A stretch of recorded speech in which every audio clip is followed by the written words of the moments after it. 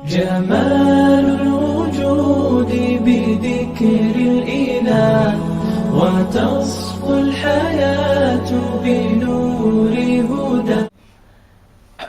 مرزا غلام احمد قادیانی نے ایک اشتہار دیا کہ میں ایک کتاب لکھوں گا جس کے 50 حصے ہوں گے. کتنے؟ 50 حصے ہوں گے. حقانیت اسلام کے اس میں دلائل ہوں گے. ٹھیک ہے جی. پیشگی لوگوں سے پیسے لیے، پیشگی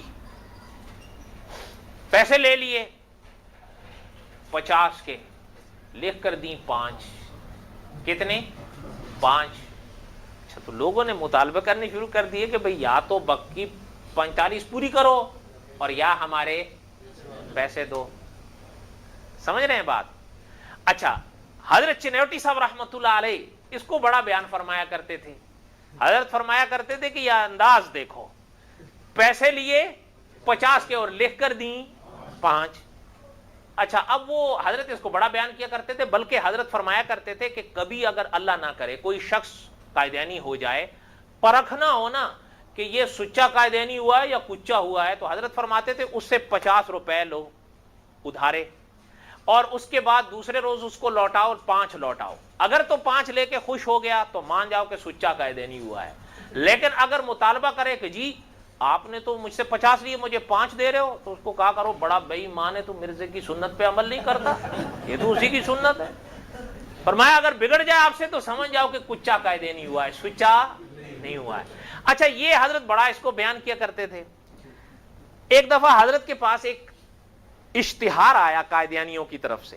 انہوں نے اس کا ایک جواب دیا ہے، اور اس نے جواب دیا. ایک قائدیانی نے لکھتا ہے، کہتا ہے حضرت چنیوٹی صاحب ویسے ہی کیڑے نکالتے رہتے ہیں اور حضرت پر اعتراضات کرتے رہتے ہیں.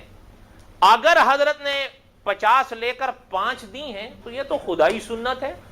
اگر اس بات کی وجہ سے حضرت مرزا صاحب پر اعتراض ہو سکتا ہے تو پھر خدا پر بھی. اچھا، اس نے کون سی بات پیش کی؟ یہی اللہ نے فرمایا 50 پڑھنی ہے، پھر فرمایا ٹھیک ہے 45 ہو گئی معاف اور رہ گئیں 5. کہتا ہے تو اگر حضرت صاحب نے 50 لے کے 5 دے دیے تو خدائی سنت ہے. یہ دیا انہوں نے جواب. اچھا، حضرت چنیوٹی صاحب رحمۃ اللہ علیہ نے اس کا بڑا عجیب جواب دیا تھا، وہ بھی سنا دوں گا. حضرت جی فیصل بھائی کہہ رہے ہیں پھر صحیح.